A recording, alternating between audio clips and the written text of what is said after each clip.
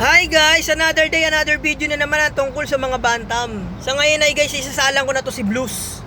Dahil siya ay hindi niya inangat yung balikat niya. Yung mga nakaraang kasing araw, hinawakan ko to, nangat niya na yung balikat niya. Ayun yung palatandaan na pwede na siyang mag-breed. Pwede na silang mag-breed, pwede na siyang mangitlog yan, mga ganon. Ready na siya. Ready na siya ngayon mag-breed. So ang gagamit nga pala ako nitong Egg 1000. Isa to sa mga ginagamit ko na vitamins nila. Ang parami ng itlog. Yan, padami to ng itlog. Pwede to sa mga inahin. At yung mga manok na nangingitlog yan, oh. Manok na nangingitlog talaga to, yung binibili natin sa palengke. Ito yun, eh. Itong klaseng itlog yun, eh. Kalapate, pato, yan. Bili lang kayo nito, mga nasa 23 pesos lang to. Sa iba 25 eh. Yung binili ko 23 lang. And guys, ang ipapartner natin dito sa kanya, sa kanyang kakaisi. O nga pala guys, si Destroyer. Pag Destroyer. O nga pala guys, pag magbi-breed kayo ng mga bantam nyo, mga manok, kailangan paliguan nyo muna para refresh sila, yung mga parasite nila sa mga katawan, yung mga kuto-kuto, medyo mawala-wala, mabawasan yan, para malamig din yung katawan nila. Ito nga pala, napili ko si Destroyer kasi gusto ko magpalabas ng ganitong kulay na binabae. Yung tamang-tama yung cross ko sa kanya, may binabae na abuhin yun. So hindi ko pa rin alam kung anong kalalabasan ng kulay nila. May pendant, may winband nga pala to guys, oh. Binili ko lang din to si Destroyer sa halagang 800. Ewan ko, parang pinagtripan ng may-ari nung pinagbilihan ko, eh. Kaya nilagyan nilang winband. Kala mo manok na panabong, eh. May winband siya dilaw. May number pa, eh. Nga pala, eto, ganda ng kalalabasan nito. Ang tawag nga pala sa ganitong kulay ay silver gray na talisay na binabae. Ayan, talisayin to, eh. Balik ulit tayo sa loob. Nga pala guys, malalaki na yung mga anak nito ni Blues, kaya bibreed ko na siya. Ito yung mga anak niya, oh. Yung mga anak niya malalaki na, nagtutuka na nga to, eh. Ito nga pala guys yung pamimigay ko, itong itim na to. Uy, dyan. Itong itim na to, kunin ko na nga. Ay, mo. Malig siya. Ito nga pala yung pinamimigay ko nga pala guys na isang bantam na sisiw. Sa mga tapusan ng February, pwede ko na to ibigay.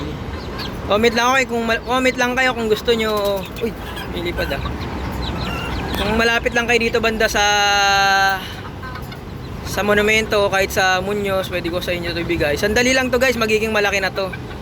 Mga nasa 2 buwan may git na to, eh. Kung napanood nyo yung mga nakaraang video ko, kamukha nito yung isang binabay din na tawag din sa ganitong kulay, isang black silver gray din na tawagin to. Black silver gray. Green legs nga pala siya, yung paa niya silver.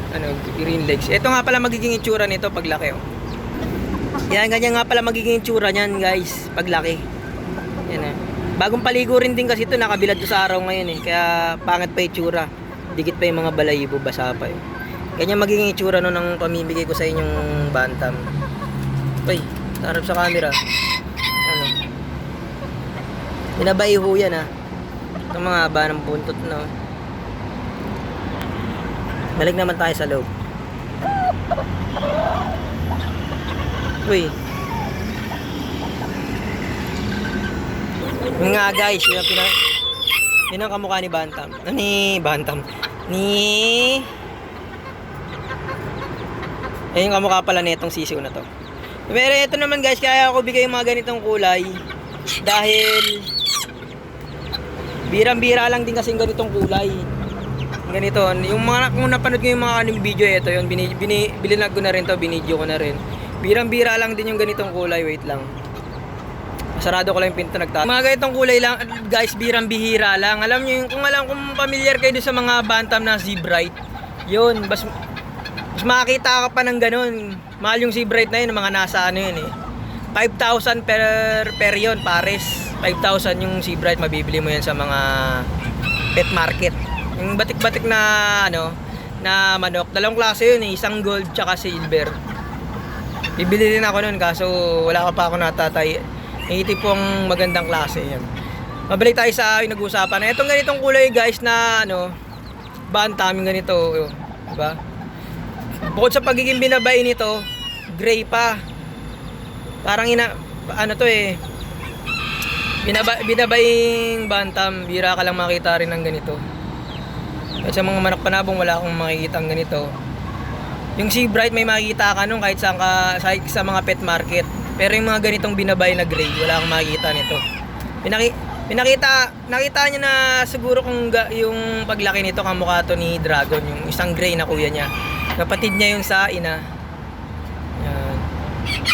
Abnormal kasi yung pagtubo ng balayibo nila, imbis na panlalaki, naging pambabae yan. Naging parang inahin sila. Kaya bira ka lang makita ng ganitong kulay na bantam. Blues kung tawagin.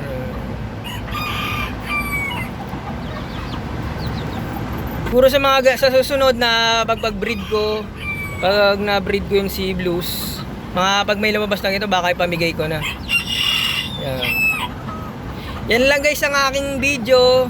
Yan lang ang aking video. Kung interesado po kayo sa mga ganitong video, mag-subscribe lang po kayo, like and share para marami pa po tayong mapag-usapan na tungkol sa mga bantam. Mag-comment lang po kayo. Sasagutin po natin yan sa abot ng ating mga kaya. Ito nga pala yung binibreed ko ulit na si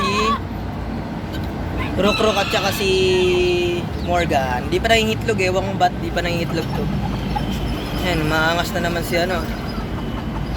Si Rama nga pala yan. Ayan, no? Maangas na naman si Rook ah.